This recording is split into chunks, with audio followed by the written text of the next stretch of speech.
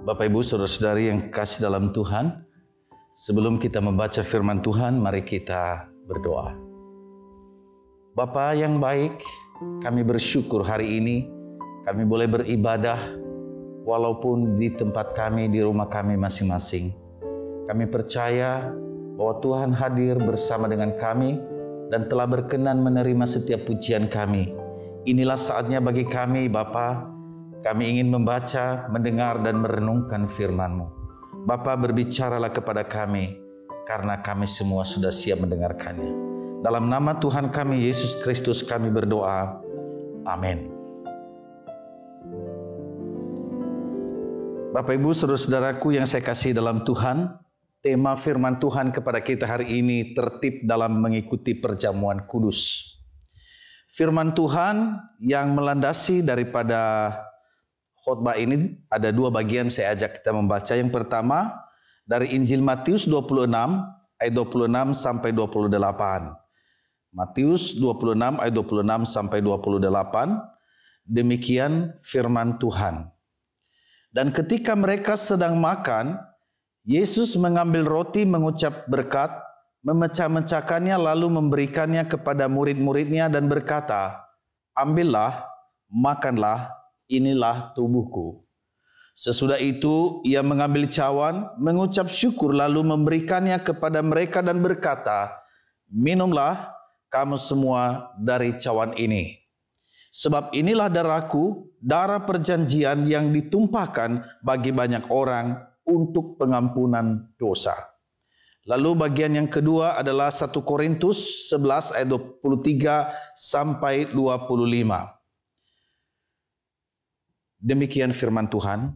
"Sebab apa yang telah kuteruskan kepadamu telah aku terima dari Tuhan, yaitu bahwa Tuhan Yesus pada malam waktu ia diserahkan mengambil roti, dan sesudah itu ia mengucap syukur atasnya, ia memecah-mecahkannya dan berkata, 'Inilah tubuhku yang diserahkan bagi kamu, perbuatlah ini menjadi peringatan akan aku.'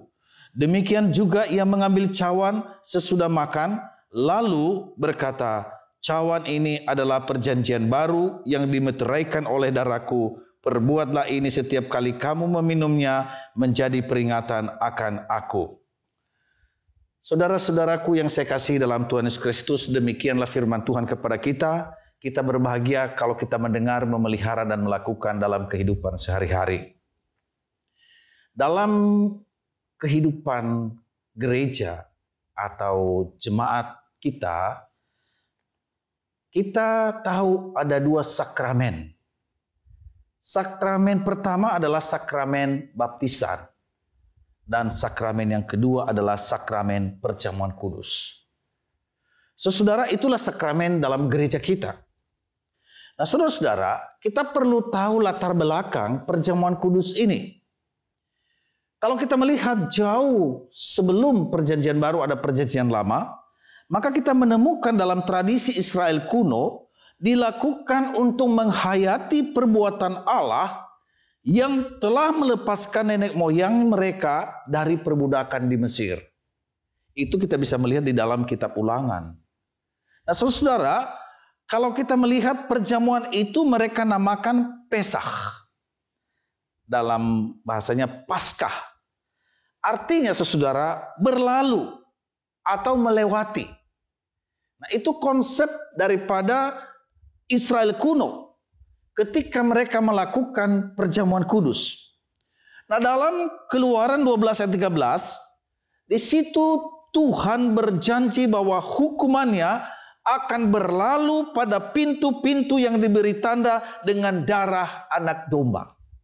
Dan kita melihat itu bagaimana Tuhan melewati, di mana ketika ada darah anak domba ada di pintu itu, maka dia melewati. Tetapi yang tidak ada, maka anak sulung, dan mereka akan mengalami hal yang sangat menyedihkan sekali, di mana ada tangisan banyak orang yang mati. Tetapi Tuhan tidak menghukum keluarga atau rumah yang ada darah anak domba.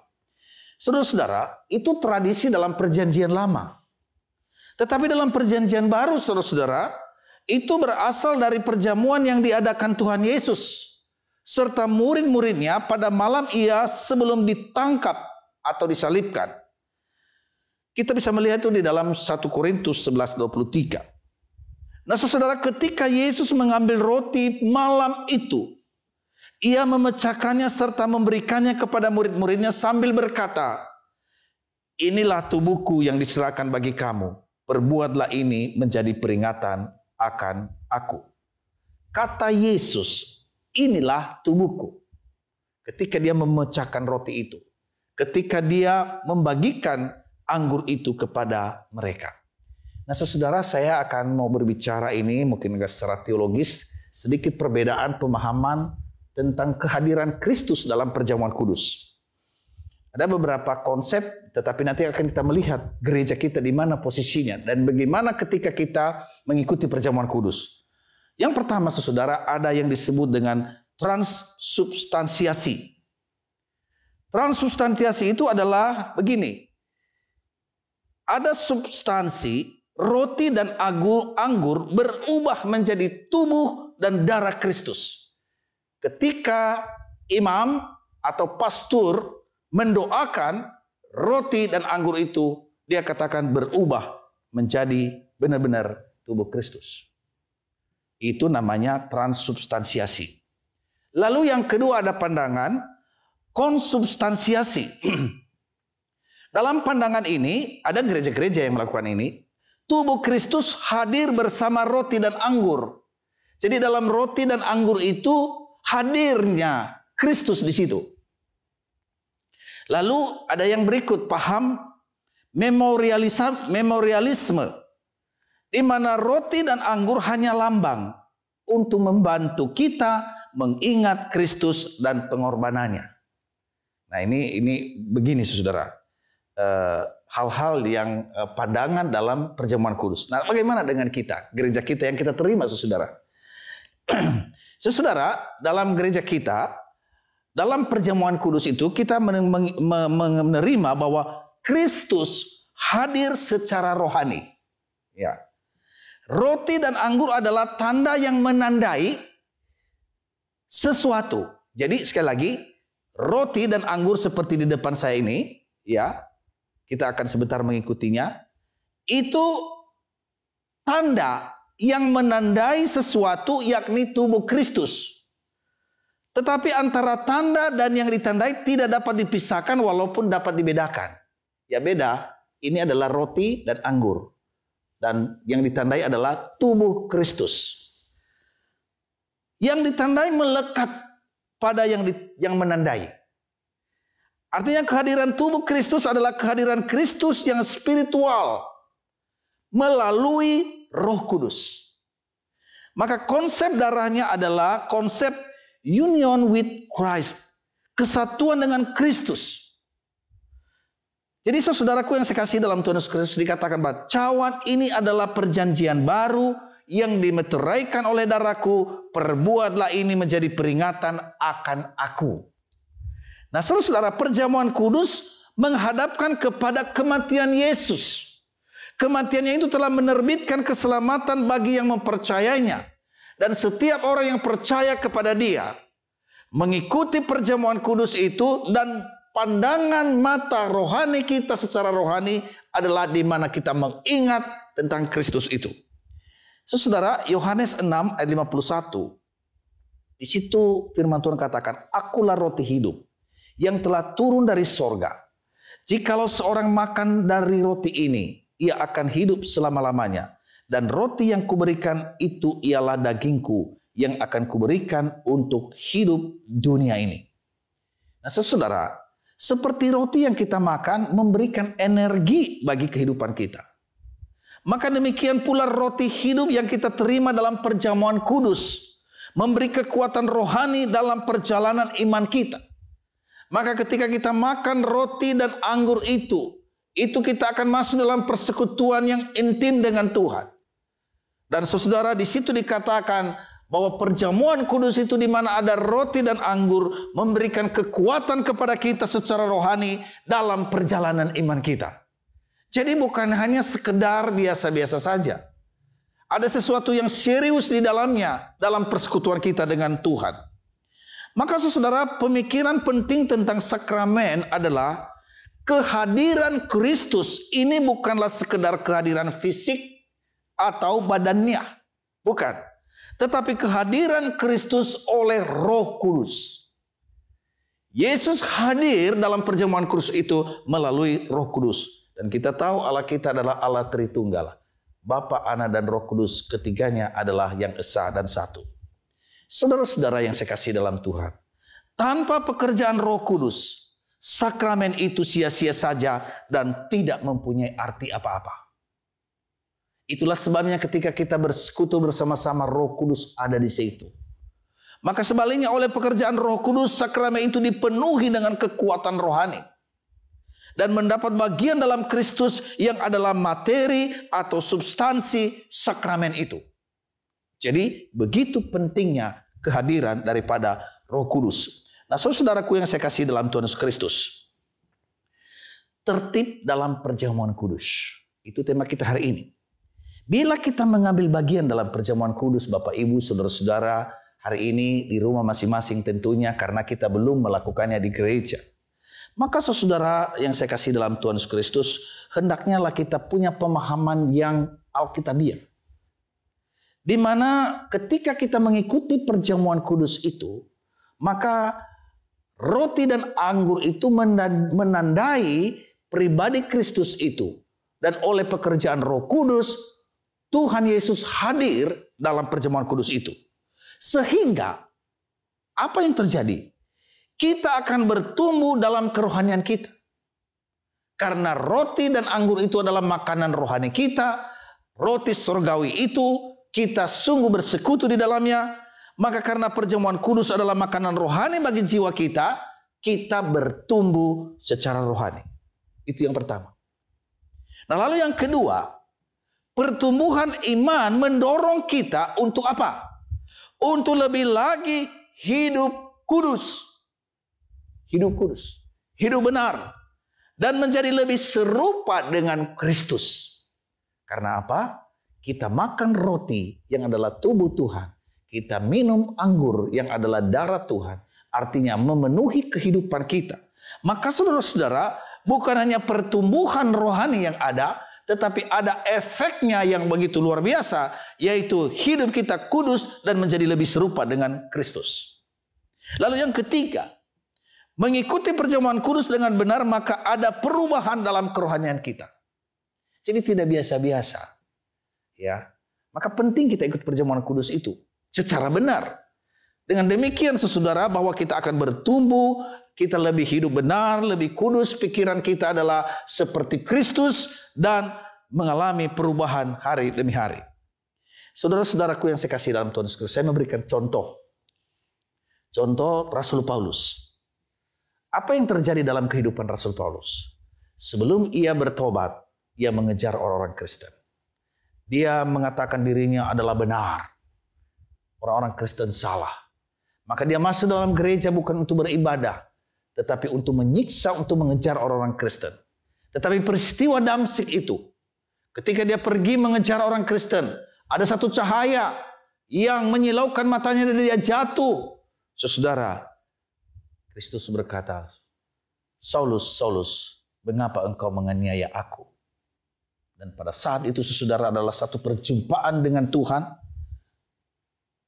Terjadi dalam kehidupan Paulus adalah semuanya yang lama itu jadi lengser, berpindah. Tapi sekarang Kristuslah. Sehingga dia berkata, yang lain semua itu adalah sampah. Semua yang dianggapnya hebat, luar biasa, menjadi lengser. Dan dia berkata, hidupku bukannya aku lagi, tetapi Kristus yang hidup dalamku. Nah saudara, inilah yang terjadi. Ketika kita memiliki persekutuan yang intim dengan Tuhan. Kita menjadi serupa dengan Kristus, kita mampu berkata, hidupku bukannya aku lagi, tapi Kristus yang ada di dalamku. Kristus yang dimuliakan dalam diriku. Kristus yang saya taati dalam hidupku. Itulah saudara akibat ketika kita memiliki hubungan yang baik dengan Tuhan.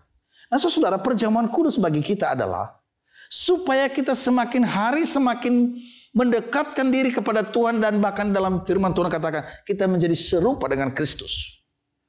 Artinya kehidupan kita, kalau kita tahu bahwa Kristus itu adalah kudus, hendaklah engkau kudus, karena yang ada dalam dirimu adalah kudus, maka kita tidak bermain-main dengan dosa. Sekali lagi saya berkata, kalau dikatakan bahwa dia yang ada dalam diriku adalah kudus, maka kita tidak boleh bermain-main dengan dosa, saudara-saudara.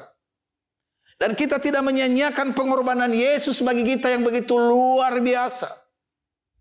Mungkin suara saya keras sekali mengatakan hal ini, tapi itu serius, saudara. Jadi nggak bisa kontradiksi dengan apa yang kita lakukan, ya, seperti rohani. Tetapi apa yang terjadi sesungguhnya beda. Itulah sebabnya, saudara, kita diperintahkan untuk ikut perjamuan kudus. Dan melalui kesempatan ini, Bapak Ibu saudara, dalam waktu yang tidak terlalu, ada 5 poin yang saya mau sampaikan kepada kita. Mengapa kita mengikuti perjamuan kudus? Yang pertama, kita mengikuti perjamuan kudus adalah perintah untuk mengingat Yesus Kristus. Mungkin saudara berkata, oh Pak Adi Eli, saya terus ingat Yesus Kristus. Oh, tidak menjadi masalah, puji Tuhan. Tetapi saudara, apakah kita terus mengingat Yesus yang telah menyelamatkan kita? Maka ketika kita mengikuti perjamuan kudus, saudara, penting untuk menyegarkan ingatan kita akan Yesus Kristus. Dan menguatkan serta meneguhkan keyakinan kita akan Dia. Ini hal yang pertama. Jadi kita bisa ingat Dia. Jangan-jangan saudara, oleh karena terlalu banyak hal dalam dunia ini yang menyenangkan hati kita. Yang membuat kita ya ikut ini dan itu dan mulai kabur. Melalui perjamuan kudus, saudara, ingatan kita terhadap Kristus itu disegarkan. Ingat ya, kita disegarkan. Maka dalam perjamuan kudus ini benar-benar fokus, sementara kita ikuti, fokus kepada Kristus. Lalu yang kedua, saudara, mengapa kita harus ikut perjamuan kudus? Mengapa kita diperintahkan? Karena itu kita diperintahkan untuk mengingat pengorbanan Yesus Kristus. Maka nanti saudara, ketika kita makan roti, dipecahkan roti itu, kita meminum anggur itu, kita dibawa untuk mengenang, membayangkan dan mengingat tubuh Yesus yang dikorbankan bagi kita. Tubuh Yesus hancur kalau kita membaca dalam Yesaya 53. Di situ tubuhnya tidak lagi seperti manusia. Hancur. Tapi saudara, dikatakan oleh bilur-bilurnya kita menjadi sembuh. Darahnya yang ditumpahkan untuk menyucikan kita dari segala dosa kita. Itulah yang pertama tadi, bukan hanya menyegarkan pikiran kita, ingatan kita. Tetapi kita ingat betapa luar biasa pengorbanan Tuhan itu. Tidak main-main, saudara. Hancur. Lalu yang ketiga, saudara, mengapa kita harus mengikuti perjamuan kudus?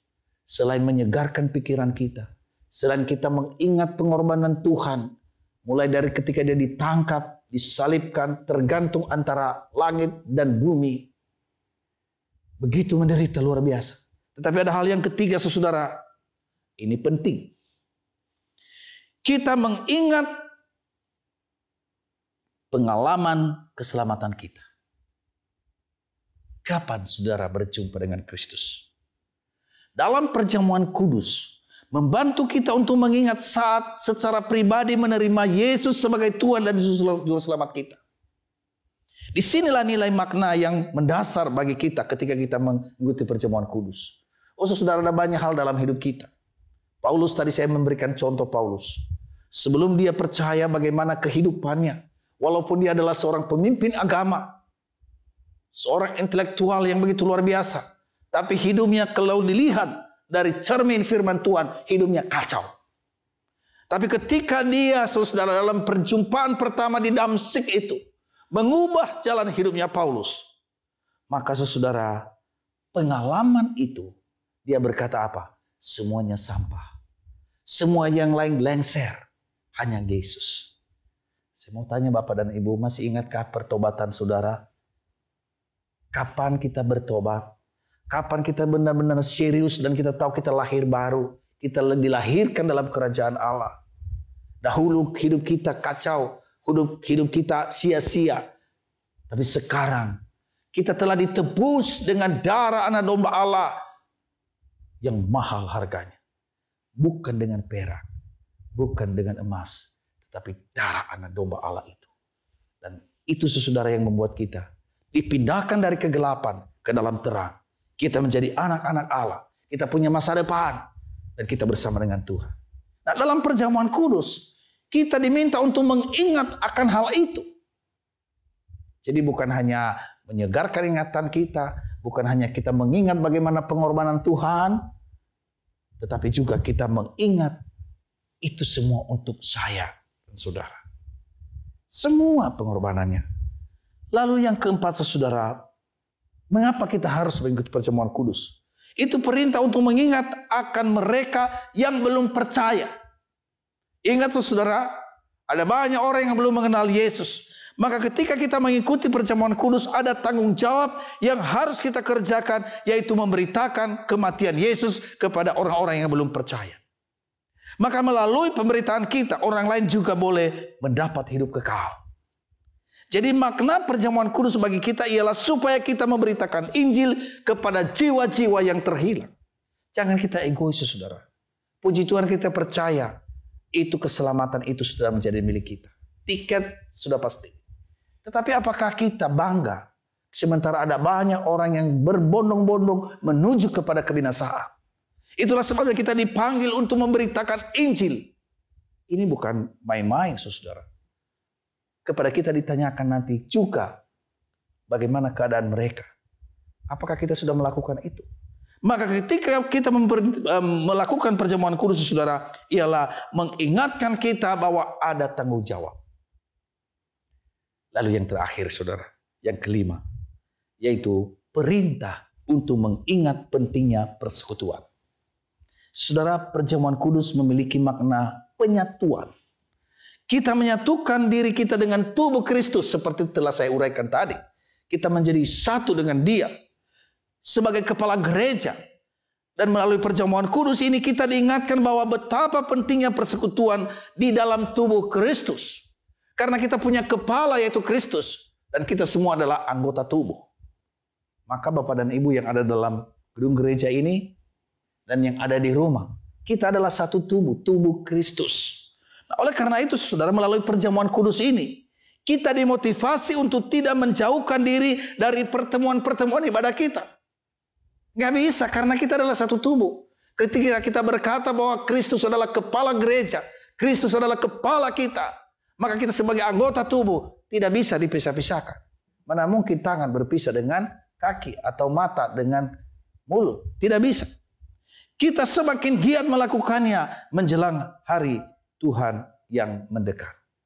Jadi kelima hal ini, saudara, menjadi penting. Yang pertama, menyegarkan pandangan kita, ingatan kita tentang Dia. Kita ingat pengorbanan yang dahsyat. Kita ingat bagaimana kita diselamatkan oleh Tuhan. Ya, menjadi sangat penting akan hal ini. Dan yang berikut, saudara, kita melihat tadi bahwa menjadi sangat penting di dalam kita hidup di dalam persekutuan satu dengan yang lain. Dan ingat, ada orang-orang yang perlu diselamatkan. Ini tanggung jawab kita.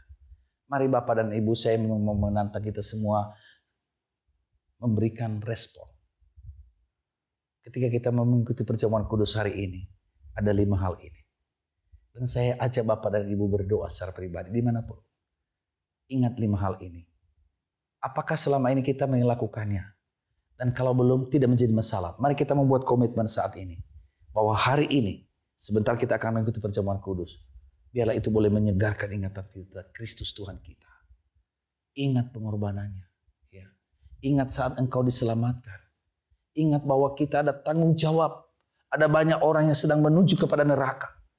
Dan kita dipanggil untuk memberitakan Injil kepada mereka. Dan sesudah itu, saudara, kita juga tetap bersatu sebagai tubuh Kristus. Apakah kita sudah melakukan selama ini? Kalau belum, mari kita berkomitmen bahwa kelima hal ini kita mau lakukan dalam hidup kita. Maka saya percaya bahwa hidup kita menyenangkan hati Dia yang telah memberikan semuanya bagi kita. Dan kita boleh menjadi berkat. Mari kita tundukkan kepala kita berdoa.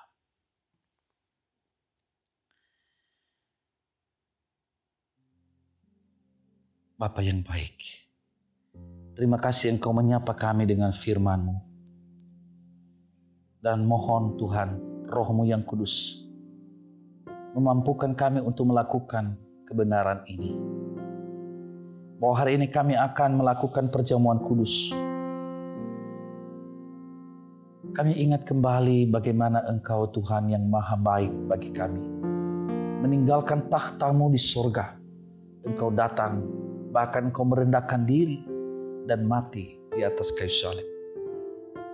Terima kasih Tuhan. Pengorbanan-Mu yang dahsyat. Yang membuat kami diselamatkan. Dipindahkan dari kegelapan ke dalam terang. Kami menjadi anak-anak-Mu. Dan Engkau juga memberikan kami amanat agung, yaitu untuk memberitakan Injil, untuk mengajar setiap orang, memuridkan mereka, sehingga juga mereka boleh mengenal Engkau. Dan dalam kesatuan kami sebagai gereja, kami juga dimotivasi untuk boleh membina, mengusahakan kesatuan itu sebagai tubuh Kristus. Mohon Tuhan menolong kami, dan biarlah melalui firman ini kami boleh dibekali dan kami boleh hidup di dalamnya. Terima kasih Bapa. Dalam nama Tuhan Yesus Kristus kami berdoa. Amin. Bapak Ibu, mari kita masuk dalam doa syafaat kita. Bapa di surga, kami bersyukur hari ini kami telah mengikuti perjamuan kudus. Tuhan, kami akan menjalani hidup bersama dengan Tuhan ke depan. Dan kami yakin bahwa Engkau tidak meninggalkan kami. Dan karena Engkau tidak meninggalkan kami, maka kami juga percaya bahwa kami akan menang dalam melawan dosa dan melawan juga iblis yang senantiasa mencoba menggoda kami dan menjatuhkan kami. Kami bersyukur karena Engkau berfirman, Engkau tidak meninggalkan kami seperti yatim piatu. Engkau menyertai kami bahkan sampai kesudahan zaman ini. Terima kasih Tuhan untuk janji-Mu yang akan kami terima. Dan Tuhan tolong kami sebagai umat-Mu, anak-anak-Mu, untuk boleh terus bersandar dan menyerahkan diri kepada Engkau.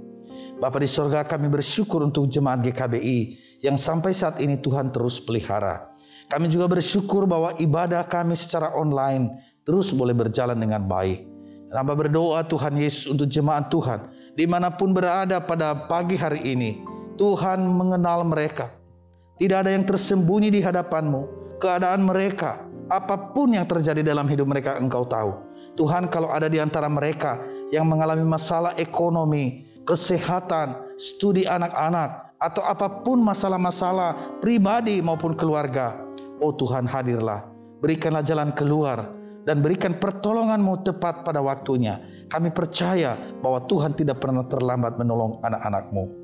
Bapak, kami juga bersyukur untuk yang berulang tahun, yaitu Bapak Cia Chua Sim atau Pak Gasim, juga Pak Sugeng, dan Saudara Fatih Otniel Waru yang akan berulang tahun di bulan Juli ini.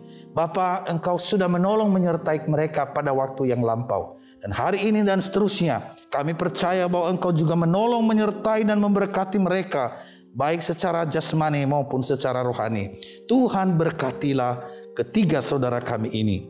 Bapa yang baik, kami juga menyerahkan untuk gereja-gereja Tuhan yang ada di Indonesia, bahkan di seluruh dunia ini. Tuhan tahu keberadaan gereja-Mu Tuhan, bahwa mereka adalah garam dan terang dunia. Tetapi dunia ini mencoba menggelapkan itu. Tuhan, bangkitkanlah gereja-Mu, dan biarlah Roh-Mu yang kudus menghidupi setiap anak-anak Tuhan, sehingga firman Tuhan yang mereka dengar itu boleh sungguh-sungguh menjadi berkat, dan pada akhirnya mereka boleh menjadi garam dan terang dimanapun mereka berada. Bapak, kami juga berdoa untuk pemerintah kami, bangsa dan negara kami, secara khusus Presiden dan Wakil Presiden, seluruh menterinya, bahkan aparatur negara dari pusat sampai ke daerah. Secara khusus saat ini Tuhan, dengan COVID-19 ini, Tuhan tolonglah, biarlah COVID ini boleh meninggalkan kami. Biarlah seluruh rakyat Indonesia bertanggung jawab dengan diri mereka masing-masing, bertanggung jawab dengan lembaga-lembaga mereka, sehingga mereka juga punya tanggung jawab, sehingga COVID ini boleh meninggalkan kami. Dan kami tahu ada dampak yang terjadi ekonomi dan politik. Tuhan tolonglah, biarlah Tuhan campur tangan menyelesaikan semuanya ini. Terima kasih Bapa. Inilah doa kami yang kami naikkan kepadamu di dalam nama Tuhan kami Yesus Kristus yang telah mengajar kami berdoa. Bapa kami yang di sorga, dikuduskanlah namamu, datanglah kerajaanmu, Jadilah kehendak-Mu di bumi seperti di surga. Berikanlah kami pada hari ini makanan kami yang secukupnya. Dan ampunilah kami akan kesalahan kami, seperti kami juga mengampuni orang yang bersalah kepada kami. Dan janganlah membawa kami ke dalam pencobaan, tetapi lepaskanlah kami daripada yang jahat. Karena Engkau yang punya kerajaan dan kuasa dan kemuliaan sampai selama-lamanya. Amin.